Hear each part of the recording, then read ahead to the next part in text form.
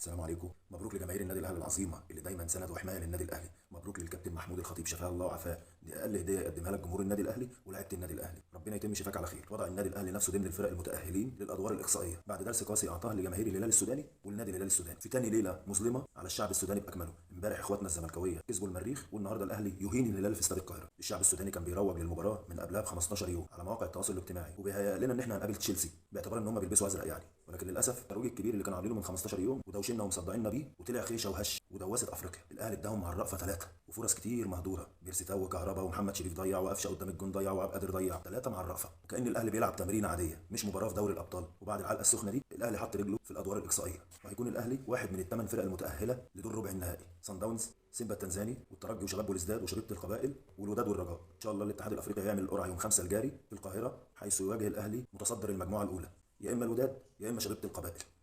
اوعى اسمع حسك تتكلم على الكوره تاني، ولا نسمع انك تقول زعيم افريقيا. زعيم مين؟ زعيم ده الزعيم بتاع الكشري برقبتك برضه، بتاع الهلال السعودي. جه قال لنا انا زعيم اسيا وانا مش زعيم اسيا، جه وادينا له برضه علقه، وكان في كاس العالم كمان. فمحدش يجي قدام الاهلي ويعرضها. اعرف تمامك قبل ما تجيني. وبالمناسبه بس كده، عشان في واحد كان بيقول اذا كانت مصر ام الدنيا فالسودان ابوها، وان انتم مهد الحضاره. حضاره ايه يا ابو حضاره انت؟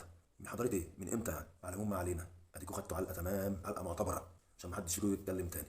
وردينا عليكم كوره، ولا قلنا ادبنا، ولا شتمنا على النت زي ما انتم شغالين بقالكم 20 يوم تشتموا وتقلوا في ادبكم، ولا ردينا عليكم باي اهانه. كل اللي ردينا عليكم بيه في الملعب جوه. برافو برافو برافو برافو. من احسن الصفقات السنه دي مروان عطيه، بصراحه لاعب سوبر ستار يستحق يكون جوه النادي الاهلي. قفشه لازم يتعاقب علشان مهمل.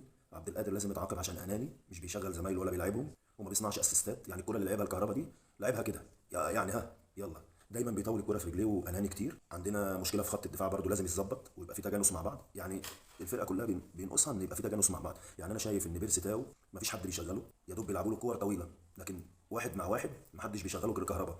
وكهربا النهارده كان مريح على عبد القادر، وعبد القادر مش بيبصيله. فلازم يبقى في حلول في التكتيك بتاع النادي الاهلي. الاهلي كان ظاهر في مباراه جميل جدا، شكل الفريق كله حلو، لكن في عيوب لازم تتعالج.